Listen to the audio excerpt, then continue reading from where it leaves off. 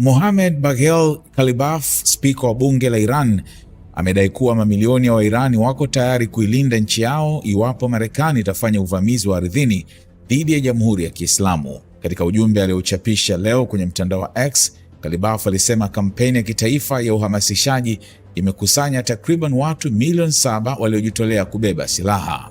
Kwa sasa, ndani ya chini ya wiki moja, kampeni kubwa ya kitaifa inayosambaa kote nchini imewaleta mbele takriban Wairani milioni 7 ambao tayari wamejitokeza na kutangaza wako tayari kubeba silaha na kusimama kulilinda taifa letu, waliandika. Taarifa hiyo imekuwa ikisambazwa kwenye mitandao ya kijamii kwa siku kadhaa, lakini Ghalibaf ndiye afisa wa ngazi ya juu wa kwanza kuitaja hadharani.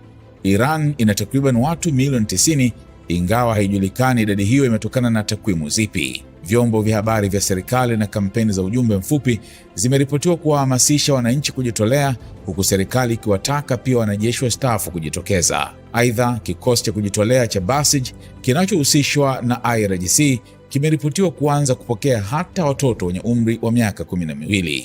Wakati huo huo, mvutano umeongezeka pia katika mpaka wa kaskazini mwa Israel.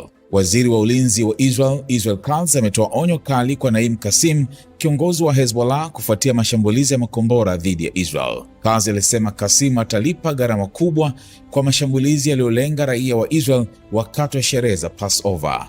Nina ujumbe wa wazi kwa Naim Kassem, katibu mkuu wa shirika la kigaidi la Hezbollah. Wewe na washirika wako mtalipa gharama kubwa sana kwa kuongeza mashambulizi dhidi ya raia wa Israel wakati wanasherehekea Passover, alisema baada ya kikao cha maafisa wa kijeshi.